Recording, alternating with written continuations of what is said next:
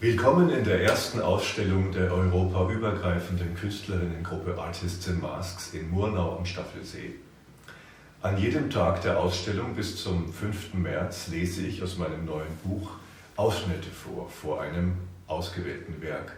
Heute ist es ein Bild von Astrid Bartstöber aus Deutschland und das heißt Heimsuchung. Das Buch, aus dem ich vorlese, heißt 93 Tage in Italien, ein europäisches Künstlertagebuch. Samstag, 3. März 2020. Von Brindisi Puglia nach Santa Maria di Leuca, die 13. Station der italienischen Reise. Gestern hielten wir uns noch in Archea Olympia, Griechenland, auf. Natürlich neugierig auf das Archäologische Museum und die Ausgrabungsstätten. Beide waren leider bis auf Weiteres geschlossen, da die Administration sich durch diese Maßnahme ein Eindämmen der Coronavirus-Pandemie versprach. Wir trösteten uns mit einem Besuch in der vorzüglichen Bücherei der Galerie Orphée und zogen uns, ausgerüstet mit neuem Lesestoff, in unsere Unterkunft zurück.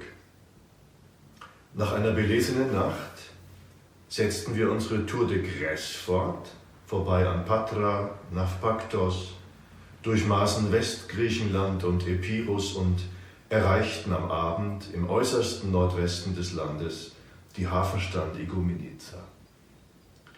Hier bestiegen wir die Fähre nach Brindisi in Puglia. Das mit Lastwagen gut befüllte Schiff erreicht Italien nach einer mehr als 8-stündigen, teilweise stürmisch turbulenten Fahrt. Gegen 8 Uhr laufen wir in Brindisi ein, dürfen uns aber erst eine halbe Stunde später dem Auto nähern. Die Ausfahrt aus der Florence und die sich anschließenden Grenzformalitäten lassen wir zügig hinter uns. Kurze Zeit später kommt die tapfere Coco frei, darf ihren Käfig endlich wieder verlassen. Anstrengende und ebenso bereichernde Erlebnisse in Albanien liegen hinter uns. Ohne Schwierigkeiten und ohne Fragen nach gültigen Papieren für unseren Hund sind wir später nach Griechenland eingereist und haben dort unser intensives Leben fortgeführt. Angefüllt mit Zeichnen, Malen, Schreiben, Clownsshows, Kunstausstellungen und den Begegnungen mit vielen Menschen, von denen einige zu Freunden wurden. Nun sind wir nach Italien zurückgekommen, dem Sehnsuchtsland, das wir bereits einige Monate lang bereist und in dem wir Abenteuer erlebt haben.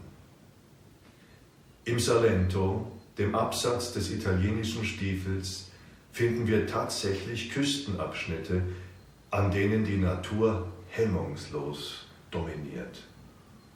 Zu ihr gehört auch das Bakterium Xylella fastidiosa. Es tötet im großen Stil Olivenbäume. Während des Trinkens übertragen Zikaden dieses Bakterium, das später die Wasserkanäle des Baumes blockiert.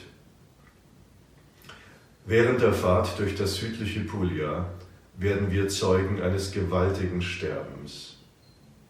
Über weite Strecken säumen tote Bäume die Straßen.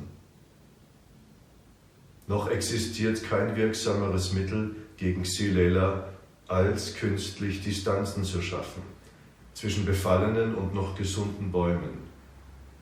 Hoffentlich muss dieses Prinzip nicht auch auf uns Menschen angewendet werden, damit sich das gerade weltweit ausbreitende neuartige Coronavirus noch stoppen lässt.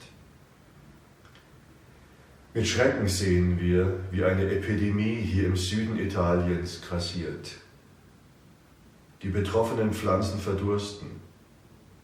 Das große Sterben trifft Bäume jeden Alters, auch mehrhundertjährige, dicke Stämme mit gewaltigen Kronen werden kahl und kalt. Im Unterschied zu den Olivenbäumen können wir Menschen versuchen, den Kontakt mit Überträgern zu vermeiden.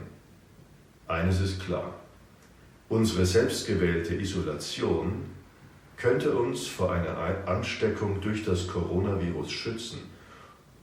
Ob wir das Virus bereits in uns tragen, wissen wir natürlich nicht. Am südlichsten Punkt der Apulischen Halbinsel lassen wir uns schließlich nieder, auf der Punta Meriso, wo seit Jahrtausenden schon Tempel standen, zu Ehren von Athena, Minerva und Maria, nahe der Scheidelinie zwischen der Adria und der Ionischen See.